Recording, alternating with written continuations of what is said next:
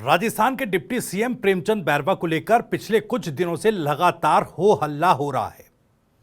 लगातार लोग इस तरह की बातें कर रहे थे कि उनको देखिए अब डिप्टी सीएम पद से जो है हटाया जाएगा और हो सकता है किरोड़ीलाल मीणा साहब को डिप्टी सीएम पद की कमान सौंप दी जाए। कई आरोप प्रेमचंद बैरवा पर लग रहे थे। कुछ तो इस तरह के आरोप थे जिनके पीछे अभी तक किसी तरह का कोई सबूत नहीं सामने आया और उस पर औपचारिक जानकारी किसी ने साझा नहीं की, लेकिन सोशल मीडिया पर बड़े बड़े लोगों ने बड़े बड़े सोशल मीडिया अकाउंट से आरोप लगाए गए, संगीन आरोप लगाए गए। हमने आपको अपनी पिछली इनसाइड स्टोरी में बताया था कि आखिर कैसे इन सब के बावजूद प्रेमचंद बैरवा साहब जिस मुश्किल में घिरे थे वो किस तरीके से बाहर निकाले गए, क्यों बाहर निकाले गए, क्या कुछ इसके पीछे खेल रहा। जब दिल्ली पहुंचे मुख्यमंत्री भजनलाल शर्मा तो दिल्ली में क्या हुआ, सब कुछ A to Z आपको अपनी पिछली इनसाइड स्टोरी में बताया था। लेकिन आज हमारी इस इनसाइड स्टोरी के सवाल क्या हैं ये आपको बता दें। दरअसल पहला सवाल इनसाइड स्टोरी का ये कि प्रेमचंद बैरवा पर कार्रवाई क्यों नहीं हुई है। ये एक सवाल है क्योंकि इतने आरोप और इतने विवादों में घिर गए हैं प्रेमचंद बैरवा, बावजूद इसके उन पर किसी तरह की कोई कार्रवाई नहीं हो रही है। दूसरा सवाल क्या, प्रेमचंद बैरवा के समर्थन में क्यों आ गए हैं किरोड़ीलाल मीणा साहब। किरोड़ीलाल मीणा साहब ने अपना समर्थन दिया है, ट्वीट किया है उन्होंने प्रेमचंद बैरवा के समर्थन में, और ये वही किरोड़ी मीणा है जिनको लेकर कहा जा रहा था कि अब जब प्रेमचंद बैरवा की कुर्सी जा रही है तो सबसे प्रबल दावेदार इस कुर्सी के किरोड़ीलाल मीणा साहब हैं। लेकिन अब वही किरोड़ीलाल मीणा उन तमाम आरोपों को नकारते हुए समर्थन करते प्रेमचंद बैरवा साहब का नजर आ रहे हैं। दूसरा सवाल इस पर भी हम समझेंगे। तीसरा सवाल क्या है, प्रेमचंद बैरवा बीजेपी के लिए जरूरी क्यों हैं। दरअसल इतने संगीन आरोपों और विवादों के बीच घिरे प्रेमचंद बैरवा, उन पर पार्टी किसी तरह का एक्शन नहीं ले पा रही है। इसकी वजह क्या है, क्या बीजेपी के लिए वो इतने जरूरी हो गए हैं कि पार्टी अब उन पर कार्रवाई करते हुए कतराती नजर आ रही है, या फिर बीजेपी के लिए कोई मजबूरी है, या फिर बीजेपी के लिए प्रेमचंद बैरवा जरूरी है, और आखिर है तो क्यों है, ये आपको आगे इनसाइड स्टोरी में बताएंगे। एक और सवाल है भाई, क्या बैकफुट पर है बीजेपी प्रेमचंद बैरवा मामले को लेकर। तो इन चारों सवालों के जवाब जो है आज समझने की कोशिश करेंगे, और आगे बढ़े उससे पहले आपको बता दूं कि राजस्थान की तमाम राजनीतिक खबरें, उनके सटीक विश्लेषण और अंदर की खबरें दिखाने वाला स्पेशल शो इनसाइड स्टोरी लेकर मैं हूं आपके साथ भविष्य त्यागी। तो चलिए शुरुआत करते हैं। पहले जानते हैं कि किस तरीके से प्रेमचंद बैरवा साहब विवादों में घिरे हैं। राजस्थान की राजनीतिक गलियारों में उप मुख्यमंत्री प्रेमचंद बैरवा पिछले कुछ दिनों से लगातार सुर्खियों में, और सुर्खियों में नहीं है केवल, हो हल्ला इतना ज्यादा है कि प्रेमचंद बैरवा साहब भी थोड़े डरे डरे से घूमते नजर आ रहे थे। बेटे की रील का मामला हो जिसमें राष्ट्रीय जनता दल और कांग्रेस की एक प्रवक्ता, जो अभी रील का मामला आया उसके बाद राष्ट्रीय प्रवक्ता कांग्रेस की, उन्होंने एक ट्वीट किया। राष्ट्रीय जनता दल यानी आरजेडी के सोशल मीडिया अकाउंट से भी एक ट्वीट किया गया जिसमें संगीन आरोप लगाए गए। ट्वीट आप देख सकते हैं। सुप्रिया श्रीनेत जो कांग्रेस की राष्ट्रीय प्रवक्ता हैं, उन्होंने भी एक ट्वीट किया, हालांकि किसी का नाम नहीं लिखा। ये ट्वीट काफी दिनों से वायरल हो रहा है सोशल मीडिया पर, लेकिन इसमें किसी का नाम नहीं है। बस बीजेपी नेता, एक होटल और तमाम चीजों का जिक्र किया जा रहा है, लेकिन कोई भी तथ्यात्मकता इस ट्वीट के जरिए नहीं बताई कि आखिर ये ट्वीट जो है किस कंटेक्स्ट में किया गया। लेकिन आरजेडी ने जो ट्वीट किया, आपने आरजेडी की तरफ से जो अपने सोशल मीडिया अकाउंट पर ट्वीट किया गया, उसमें कुछ बातें साफ साफ लिखी गई हैं, लेकिन यह नहीं लिखा गया कि यह बात जो है वो प्रेमचंद बैरवा को लेकर है, या प्रेमचंद बैरवा का उस ट्वीट में नाम नहीं लिखा। लेकिन इन तमाम ट्वीट्स के बाद बुरी तरह से प्रेमचंद बैरवा घिरते नजर आए थे। आरोप संगीन है, हालांकि इन आरोपों का TV9 राजस्थान इसके तथ्यात्मकता का कोई अभी पुष्टि नहीं करता है जब तक कि कोई औपचारिक सबूत लॉ एनफोर्समेंट एजेंसी या किसी भी तरीके से बाहर आए। लेकिन अब जब ये तमाम चीज़ें सोशल मीडिया पर चल रही हैं तो सवाल ये उठता है कि धुआं वहीं से निकलता है जहां कहीं ना कहीं चिंगारी या आग होती है। क्या उसी तरह का ये धुआं निकल रहा है और क्या वाकई बीजेपी इन तमाम मामलों को लेकर डैमेज कंट्रोल कर रही है?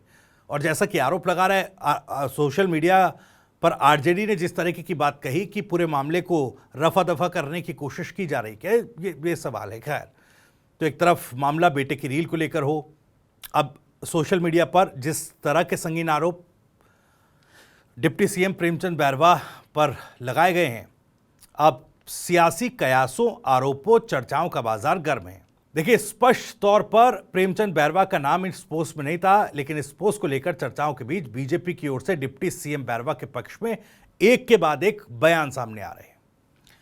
खुद किरोड़ीलाल मीणा साहब ने एक ट्वीट किया प्रेमचंद बैरवा के समर्थन में कि उनको लेकर अफवाहें फैलाई जा रही हैं, झूठ फैलाया जा रहा है अफवाहों के जरिए और उनका चरित्र हनन करने की कोशिश की जा रही है, प्रदेश अध्यक्ष मदन राठौर का कहना है। अब जब सवाल यह उठता है कि जब बीजेपी के तमाम नेता, चाहे उसमें किरोड़ीलाल मीणा भी हों, जब आखिर प्रेमचंद बैरवा का नाम लिखते हुए उनकी छवि को खराब करने की कोशिश करने की बात कहते हैं,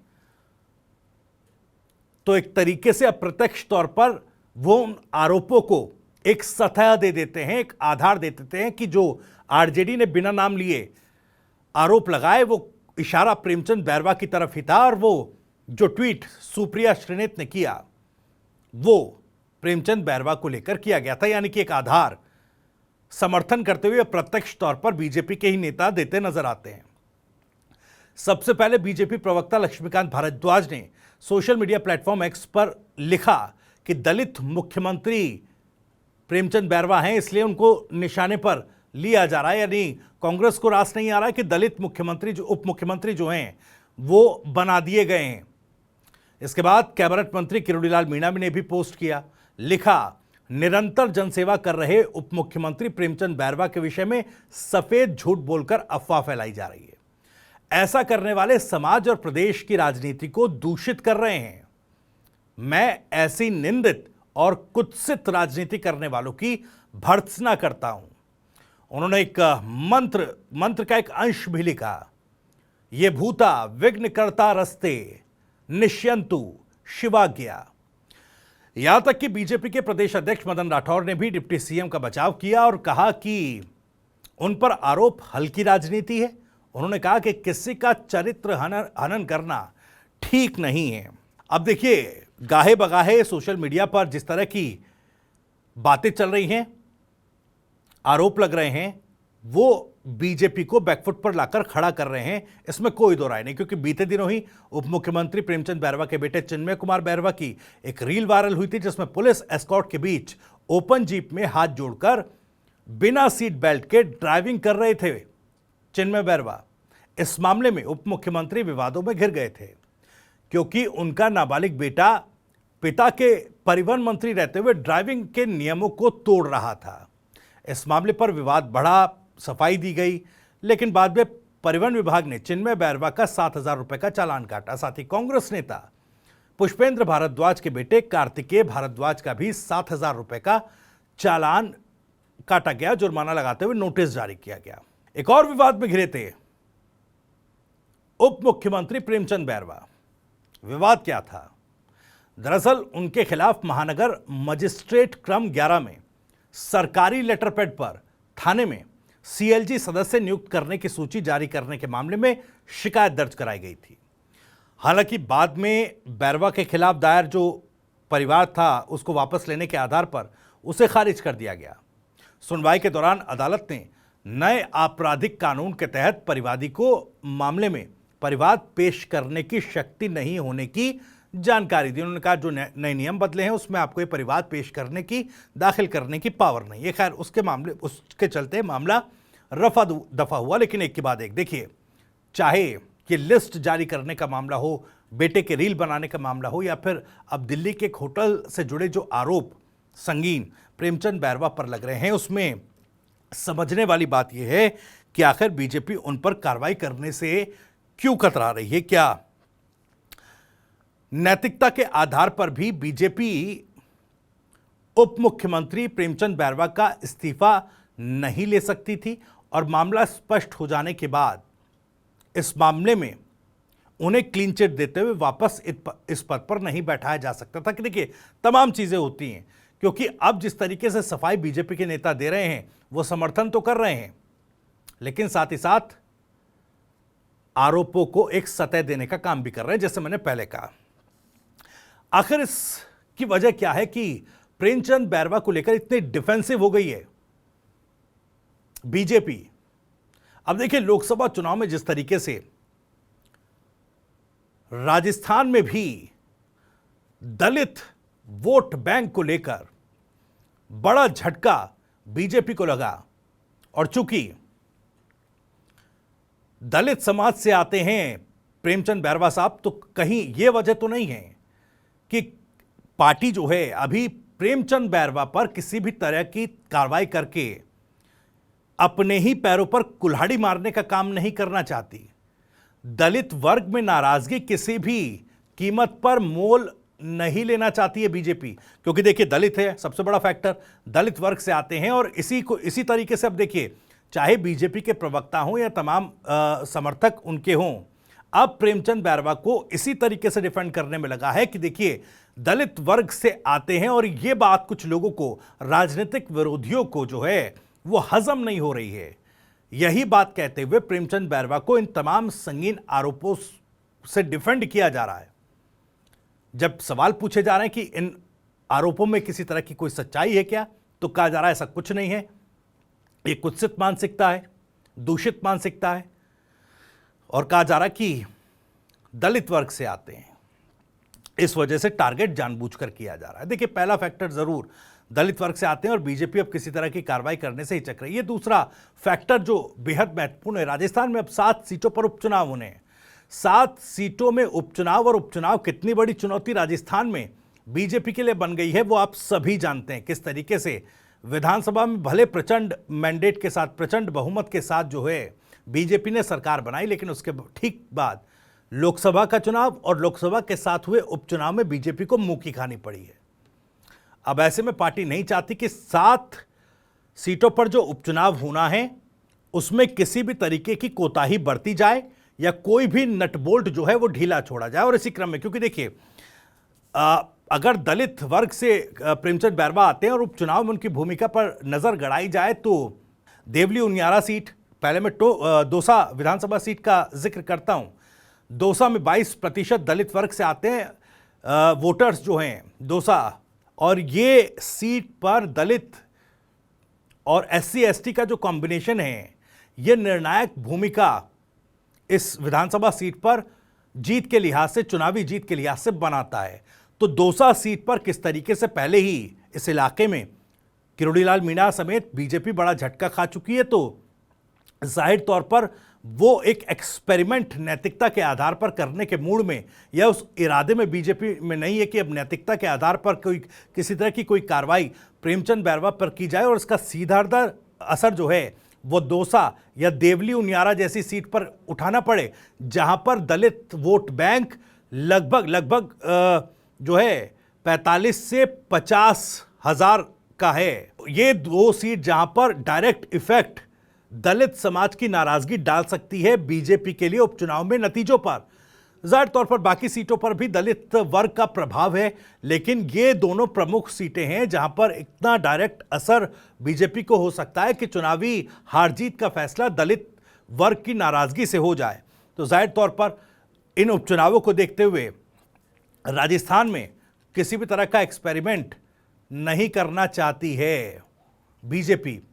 वहीं दूसरी तरफ देखिए दूसरा फैक्टर हुआ राजस्थान में उपचुनाव, एक और फैक्टर बहुत महत्वपूर्ण है।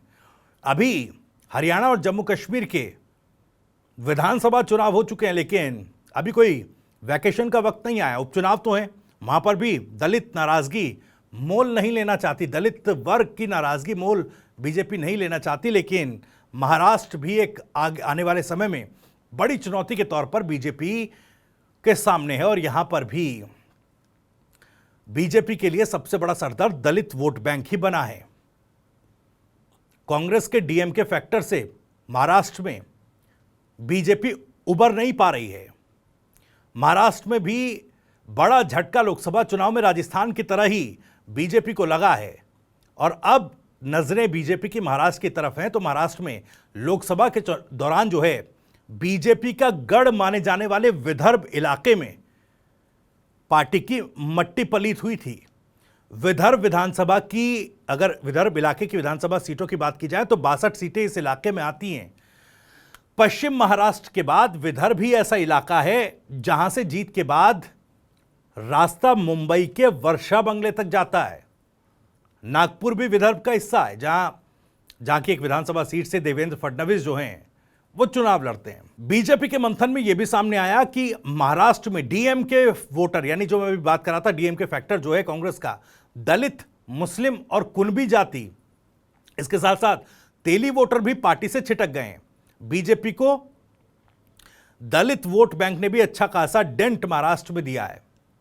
केवल लोकसभा में ही नहीं बल्कि पिछले विधानसभा चुनाव में भी इसकी बानगी देखी गई थी। इसकी शुरुआत विधानसभा चुनाव से हो गई थी जब बीजेपी 50 सीट लड़ने के बाद सिर्फ 29 सीट ही जीत पाई थी इस विदर्भ इलाके में। विदर्भ में दलित वोटर की तादाद ज्यादा है। इस इलाके में बड़ी संख्या में दलित समुदाय ने बौद्ध धर्म अपना रखा है। पिछले चुनाव में दलितों ने कांग्रेस को वोट किया था। बीजेपी अब दलितों में उन वोटर्स को लुभाने की जुगत में है जो अभी भी हिंदू धर्म में हैं। खैर, महाराष्ट्र में चुनौती बड़ी है क्योंकि भील प्रदेश को लेकर भी मांग राजस्थान से और मध्य प्रदेश और माफ कीजिएगा महाराष्ट्र में उठती आई हैं और महाराष्ट्र के कई जिले भील प्रदेश की मांग के इस दायरे में आते हैं। तो एससी एसटी कॉम्बिनेशन जो है वो एक सामंजस्य जो है वो बनाया रखा जा सके इस वर्ग में, ताकि ये मांग बीजेपी को महाराष्ट्र में भी अनकंफर्टेबल ना कर दे। उस तरीके से भी कहीं ना कहीं बीजेपी प्रेमचंद बैरवा को या उन पर कार्रवाई करके इस वर्ग का वो सामंजस्य खराब करने की अभी मूड में नजर नहीं आती या उस इरादे में नजर नहीं आती। तो केवल अब एक फैक्टर या दो फैक्टर नहीं है, लगभग 3 ऐसे बड़े फैक्टर हैं जिसके चलते प्रेमचंद बैरवा पर किसी तरह की कार्रवाई करने से बीजेपी गुरेज करती नजर आ रही है। खैर, फिलहाल इस इनसाइड स्टोरी में इतना ही। अगर आपको जानकारी और वीडियो पसंद आई हो तो लाइक करें, ज़्यादा से ज़्यादा शेयर करें। आप भी इस मामले पर कुछ कहना चाहते हैं तो कमेंट बॉक्स आपके लिए खुला हुआ है। अपनी बात, अपना सवाल, अपनी राय कमेंट बॉक्स के जरिए आप हम तक पहुंचा सकते हैं। राजस्थान से जुड़ी और भी तमाम खबरों को सबसे पहले जानने के लिए सब्सक्राइब जरूर करें। TV9 राजस्थान। नमस्कार।